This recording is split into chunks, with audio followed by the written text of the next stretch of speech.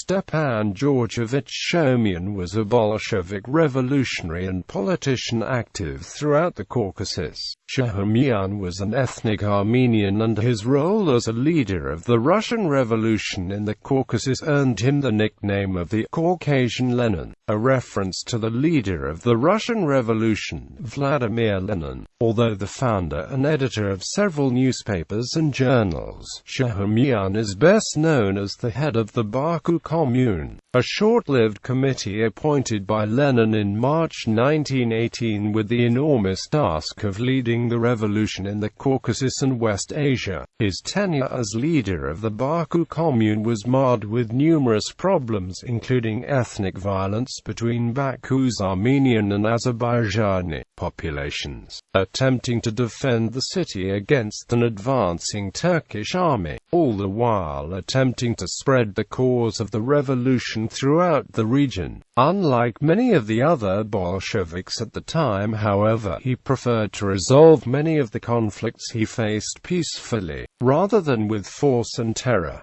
He was known by various aliases, including Shurin, Serenin, and Ajax. The Baku Commune was voted out of power in July 1918. Shaumian and his followers, known as the 26 Baku Commissars, abandoned the city, fleeing across the Caspian Sea. However, he and the rest of the commissars were captured and executed by anti-Bolshevik forces on the 20th of September 1918. Early life. Stepan Georgevich Shaumian was born in Tiflis, Georgia, then part of the Russian Empire, to a family of cloth merchants. He studied at the St. Petersburg Polytechnical University and the Riga Technical University, where he joined the Russian Social Democratic Party in the 1900s.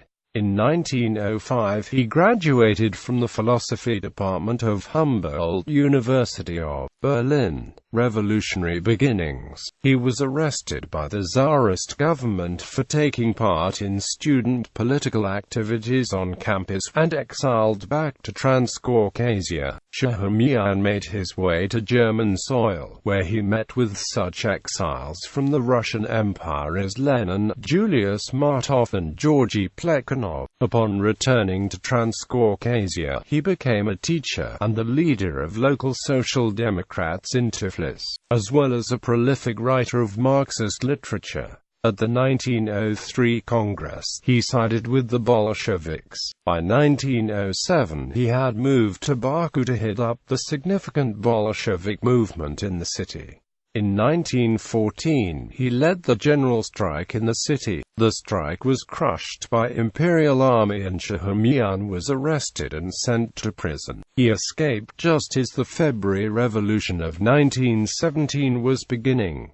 The Baku Commune. Early problems following the October Revolution. Shaumian was made Commissar Extraordinary for the Caucasus and chairman of the Baku Council of People's Commissars. The government of the Baku Commune consisted of an alliance of Bolsheviks, left socialist revolutionaries, Mensheviks and Dashnaks. In March 1918, the leaders of Baku Commune disarmed a group of Azerbaijani soldiers, who came to Baku from Lenkoran on the ship called Evelina to attend the funeral of Maim Targwayev, son of the millionaire Zainalabdin Targwayev. In response, a huge crowd gathered in the yard of one of the Baku mosques and adopted a resolution demanding the release of the rifles confiscated by the Soviet. For the crew of the Evelina, the Azerbaijani Bolshevik organization Hamid attempted to mediate the dispute by proposing that the arms taken from the Savage division are transferred to the custody of the Hamid. Shaumian agreed to this proposal, but on the afternoon of the 31st of March, when Muslim representatives appeared before the Baku Soviet leadership to take the arms, shots were already heard in the city and the Soviet Commissar Prokofiev Zaporizhzhia refused to provide arms and informed the Hamid leadership that Musavat had launched a political war. While it was not established who fired the first shot, the Baku Commune leaders accused the Muslims of starting the hostilities, and with the support of Dashnak forces attacked the Muslim quarters. Later Shaumian admitted that the Bolsheviks deliberately used a pretext to attack the political opponents. We needed to give a rebuff, and we exploited the opportunity of the first attempt at an armed assault on our cavalry unit and began an attack on the whole front. Due to the efforts of both the local Soviet and the Military Revolutionary Committee of the Caucasus Army, which moved here, we already had armed forces, about 6,000 strong. Dashnak also had 3,000–4,000 of national forces, which were at our disposal. The participation of the latter lent the civil war, to some extent, the character of an ethnic massacre. However, it was impossible to avoid this. We were going for it deliberately. The Muslim poor suffered severely. However, they are now rallying around the Bolsheviks and the Soviet. On the morning of the 1st of April 1918, the Committee of Revolutionary Defense of the Baku Soviet issued a leaflet with the message, in view of the fact that the counter-revolutionary Musavat Party declared war on the Soviet of workers, soldiers, and sailors deputies in the city of Baku and thus threatened the existence of the government of the revolutionary democracy. Baku was declared to be in a state of siege. Bolsheviks had only about 6,000 loyal troops, and they were forced to seek support from either Muslim Musavat or Armenian Dashnak. Shaumian, himself an Armenian, chose the latter.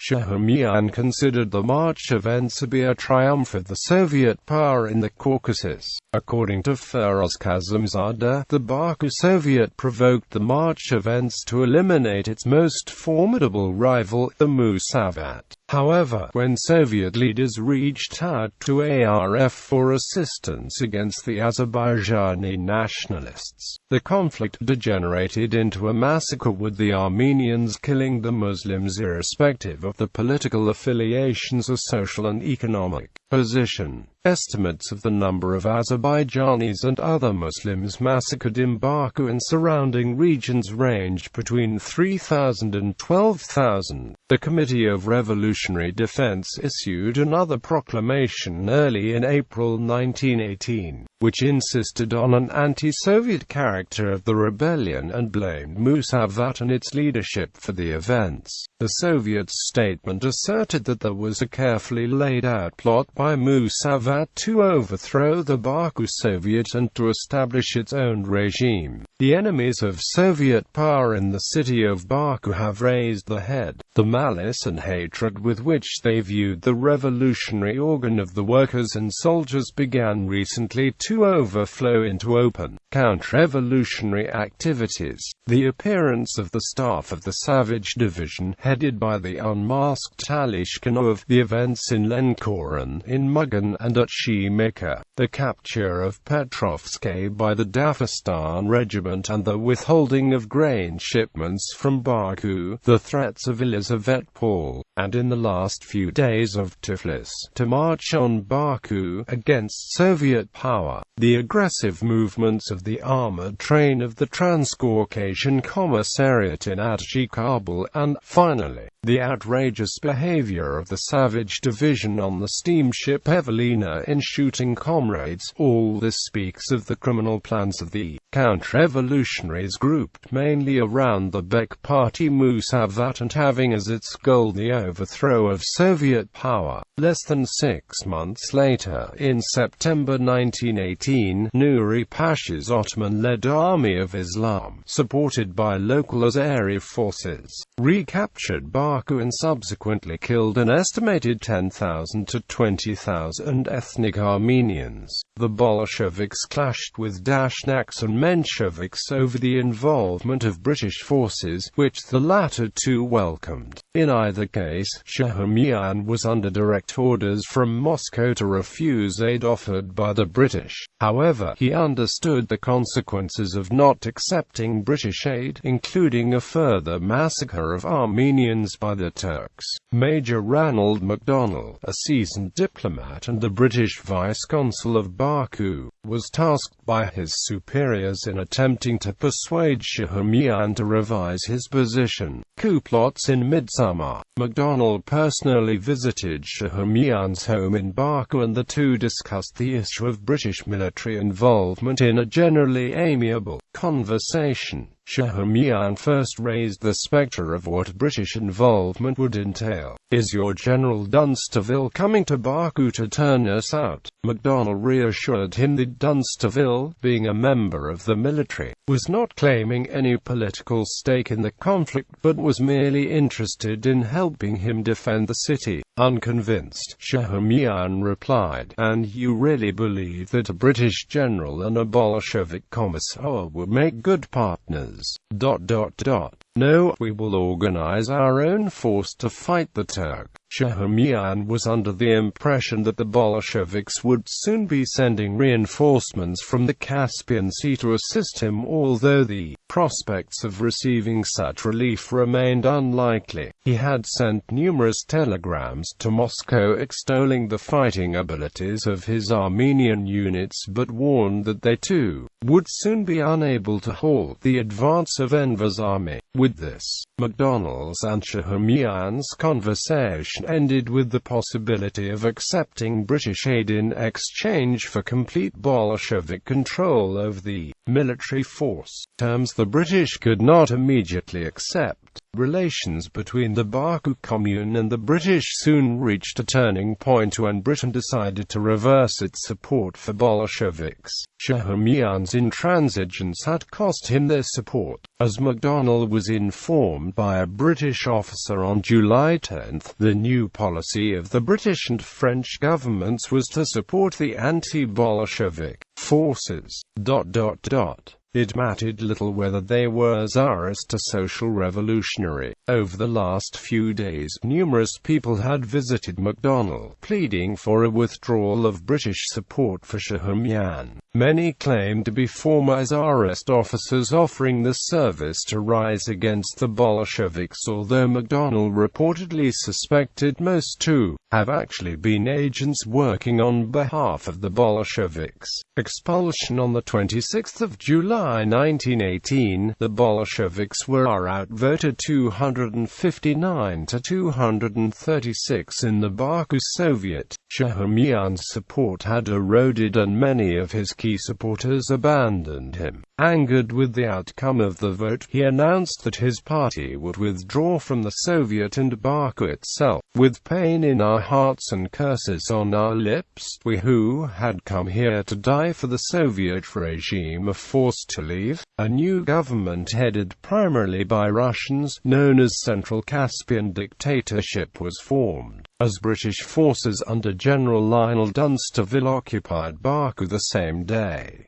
Arrest and death. On the 31st of July 1918, the 26 Baku commissars attempted the evacuation of Bolshevik armed troops by sailing over the Caspian Sea to Astrakhan, but the ships were captured on the 16th of August by the military vessels of the Central Caspian Dictatorship. The commissars were arrested and placed in Baku prison. On the 28th of August, Shaumian and his comrades were elected in absentia to the Baku Soviet. On the 14th of September, amidst the confusion as Baku fell to Turkish forces, Shaumian and his fellow commissars either escaped or were released. In the most widely accepted version of events, a group of Bolsheviks headed by Anastas Mikoyan broke into the prison and released Shaumian. He and the other commissars then boarded a ship to Krasnovodsk, where upon arrival he was promptly arrested by anti-Bolshevik elements led by the commandant, Kuhn. Kuhn then requested further orders from the Ashgabat Committee, led by the Socialist Revolutionary Fyodor Funtikov, about what should be done with them. 3 days later, the British Major General Wilfred Malleson, on hearing of their arrest, contacted Britain's liaison officer in Ashgabat,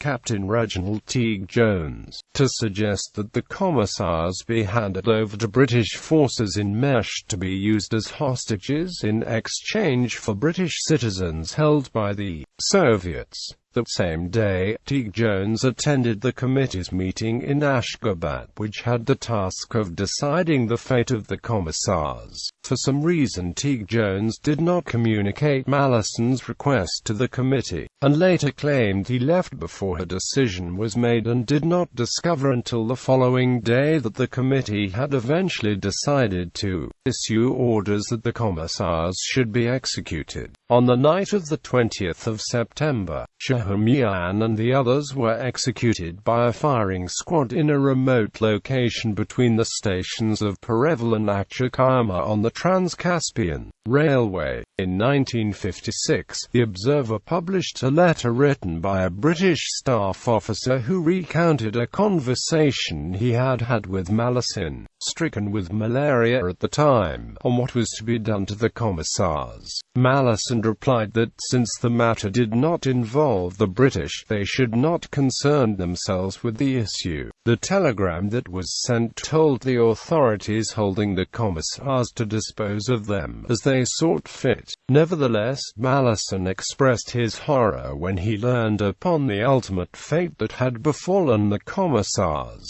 Reburial. In January 2009, the Baku authorities' demolition of the 26 Commissars Memorial commemorating the 26 Baku Commissars began and was soon completed. It upset Armenia, as the Armenian public believed that reburial is motivated by the reluctance of the Azerbaijanis to have ethnic Armenians buried in the center of the capital. Due to the Nagorno-Karabakh war, a scandal emerged when Azerbaijani press reported that only 21 bodies were found buried in the park, as Shaumian and 4 other Armenian commissars managed to escape the murderers. It was denied by Shaumian's granddaughter Tatiana, now living in Moscow, who told the Russian Daily Kommersant it was nonsense. It is impossible to believe that they weren't all buried. There is a film in the archives of 26 bodies being buried. Apart from this, my grandmother was present at the reburial. Legacy. Following Shaumian's death, the Soviet government depicted him as a fallen hero of the Russian Revolution. Shaumian's close relationship with Lenin also increased the already heightened tensions between the British and the Soviets, who placed much of the blame on the British in complicity in the massacre. And today we say with pride and love that the great son of Armenian people Stepan is also the son of Azerbaijani people, all people of Transcaucasia, all multinational and United Soviet people. Heydar Aliyev, the leader of Soviet Azerbaijan throughout the Soviet Union's existence. Kankendi in the Nagorno-Karabakh region of the Azerbaijan SSR was renamed as Stepanakert after Shaumian. In 1992, Azerbaijan restored the pre-Soviet name of the town, Kankendi, while Nagorno-Karabakh authorities still refers to it as Stepanakert. The city of Dzat-Halal-Oghali in the Armenian SSR was also renamed in Shaumian's honor, Stepanovan, a name it has retained in post-Soviet Armenia. Streets in Lipetsk, Yekaterinburg, Stavropol and Rostov-on-Don, and avenue in St. Petersburg are named in Shaumian's honor. A statue of him erected in 1931 stands in Yerevan, the capital of Armenia. Places named after Shahumyan: Armenia, Stepanovan, Lori, Shahumyan, Ararat, Shahumyan, Armavir, Shahumyan, Lori, Shahumyan, Yerevan, Azerbaijan, Goygel Rayon, Esargiag Kakand, Goranboy, Sormianovka, Russia, Shaumian, Krasnodar Krai, Shaumian, Stavropol Krai, Nagorno-Karabakh, Stepanakert, the capital of the de facto Nagorno-Karabakh Republic, Shahumyan region, a disputed area including Asargiag Kakand, partially outside the de facto Nagorno-Karabakh Republic, in Azerbaijan, Georgia, Shahumyani, Marnyuli district, Kwamo Kotli, Ukraine, Shaumian, Saki Ryan, Crimea,